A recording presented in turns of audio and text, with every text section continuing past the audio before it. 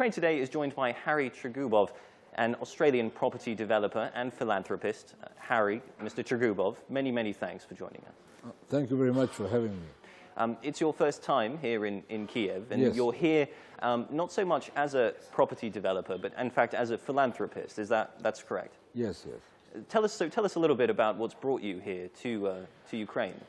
Yeah. There are many people in the Ukraine who would like to go to Israel, and many of them have problems in proving that they are Jewish. Because as time went on, there was intermarriages and mixed up. So we are helping them to convert or be accepted by the rabbis as Jewish people. For that, you need an organization which we have formed. Is this something that's particularly happening in the former Soviet Union? Yes, it is, because what happened was that about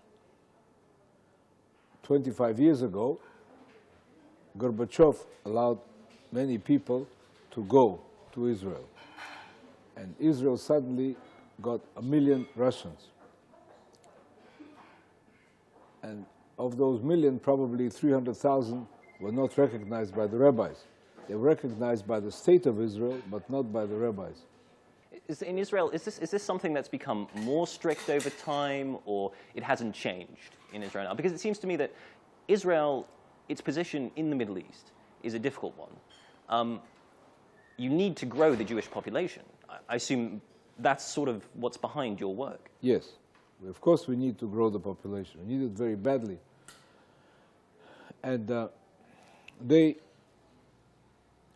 had to, the problem was that the people didn't even know that they weren't. So we had to alert them to the fact that they should have proper papers. It's quite uncomfortable when you're about to take your bride and find out that you can't be wedded to her properly. So it started from that knowledge and the consciousness of that. And then, of course, we said, if we don't fix it, well, then all of us will be not perfect anymore. Because in a country of 3 million Jews at that time, 4 million Jews, there was 1 million of these Russians. So it's a very big proportion. Yeah, absolutely. And do you feel personally, I mean, aside from what the rabbis in Israel might say, you feel personally that anyone here, for example, in Ukraine or Russia, who feels themselves to be Jewish, they deserve that recognition? Of course, because everybody here always thought they were Jewish. They thought they were Jewish. Only when they go there, they can't prove. And of course, in the wartime and in generally problems that sometimes there's anti-Semitism in Europe, people used to hide their background, so it made it very difficult. So we are specialists in tracing their roots. And if you can prove that they really had a mother or grandmother who was Jewish, then they're accepted. Yeah. And so this is a big thing that we have done, and we now the government of the other big organizations in Israel have followed our steps, and they are doing it. Okay. But we are not satisfied with that. We want to start training them here before they go there, so that they're prepared, and by the time they get there, yeah, there's no problem. They're easy to integrate. And I was wondering, what you say there about in the past people have sort of at times had to hide their Jewish roots. I don't know if you've seen in the past 18 months, 2 years here in Ukraine, what we had, as I'm sure you're aware actually, is the Maidan. We had this pro-EU uprising. Yeah. At the time, Russian TV particularly was trying to tell us that what had happened here in Kyiv was that fascists and anti-Semites had come to power. You're here for the first time. It's nearly 2 years since those first demonstrations. I wonder what your view is. There's no anti-Semitism here. Do you agree with that? I don't see any anti-Semitism here. I know many Jewish people are members of parliament. They form even groups that make sure that there will be no anti-Semitism. So I think from that point of view, there is no problem. So do you think, for example, are more people now in Ukraine interested in going to Israel, making Aliyah, because of what's happened here in Ukraine? Is there some sort of ideological thrust behind this? Or is it simply that Israel is a good place to live? Well, of course, the people who were bombed out on the western side, on the eastern side, yes, of course, they lost their homes and they want to go. Yes. Because if they're going to start again, they might as well start there. Absolutely. Sorry, this is the conflict in East Ukraine, Yeah. the Russian-backed insurgency there. So they definitely want to go. Yeah. All right. Now, the other ones, they can see that there are problems in the economy of this country. Yes. I mean, we see that it's still performing, but really it's very, very, very hard. Yes. So it's more economic. It's not about intolerance. It's not about anti-Semitism. No.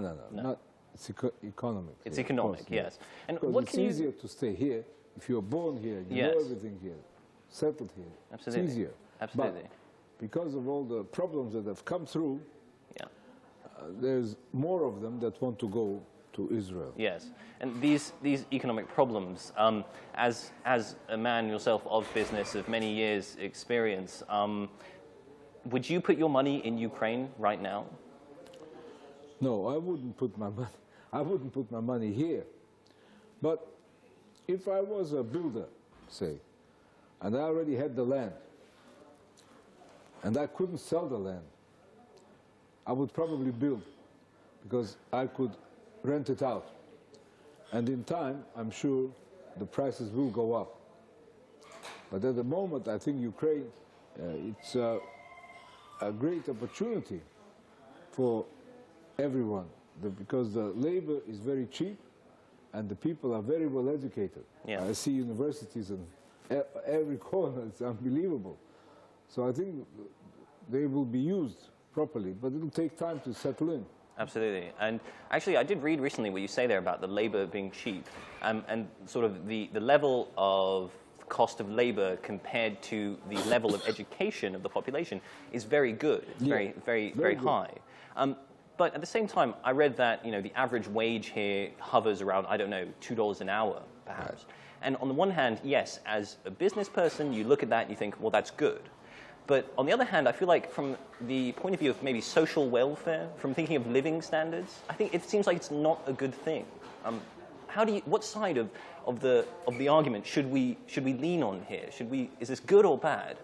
Well, on the one hand, if you're from outside and you can use the cheap labor and the knowledge, it's very good.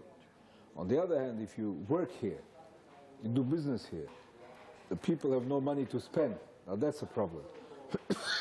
And we have to not allow it to just keep sinking. We want it to go up so that the people can start spending a bit of money. Their properties have also gone down in value a lot. And that again forces them to be cautious and not spend enough. Yeah. It's a problem in the whole world that the old people don't spend the money. Young people have no money, the old people are scared. So, and here it's accentuated because of the problems that they have. Yeah. And Mr. Triguboff, we just have a very, very short time left. So I just ask you briefly, difficult time for Ukraine 2 years after the pro-EU uprising. You've obviously spent a small amount of time here, but what can you say to us? Is the future bright for Ukraine? What do you think?